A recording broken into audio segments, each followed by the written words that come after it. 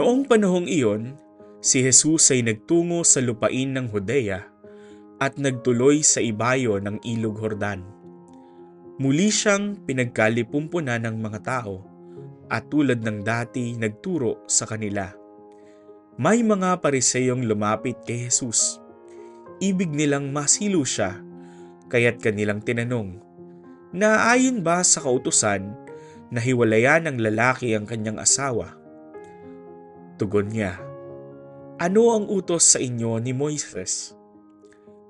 Sumagot naman sila, "Ipinahintulot ni Moises na hiwalayan ng lalaki ang kanyang asawa matapos bigyan ng kasulatan sa paghihiwalay." Ngunit sinabi ni Jesus, "Dahil sa katigasan ng inyong ulo, kaya niya inilagda ang utos na ito. Subalit sa pasimula pa, nang likhain ng Diyos ang sanlibutan, nilalang niya silang lalaki at babae. Dahil dito'y iiwan ng lalaki ang kanyang ama at ina, at magsasama sila ng kanyang asawa, at sila'y magiging isa. Kaya't hindi na sila dalawa, kundi isa. Ang pinagsama ng Diyos ay huwag paghiwalayin ng tao." Pagdating sa bahay, ang mga alagad naman ang nagtanong kay Jesus tungkol sa bagay na ito. Sinabi niya sa kanila, "Ang sinumang lalaking humiwalay sa kanyang asawa at mag-asawa sa iba ay gumagawa ng masama sa kanyang asawa. Siya'y nangangalon niya. At ang babaeng humiwalay sa kanyang asawa at mag-asawa sa iba ay nangangalon niya rin."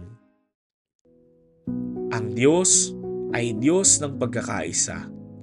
Nagtitipon siya at nag-uugnay.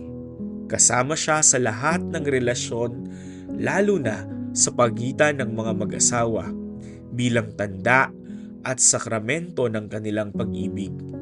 Kaya ang sakramento ng kasal ay hindi lang pagkakaloob ng sarili ng isang lalaki at babae sa isa't isa. Kasama nila ang Panginoon bilang ugat at direksyon ng kanilang pagmamahalan.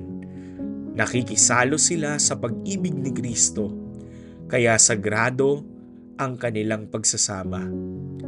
Isinasabuhay nila ang pangakong magmamahal sa hirap at ginhawa, sa kasayahan at kalungkutan, sa kasaganaan at kasalatan.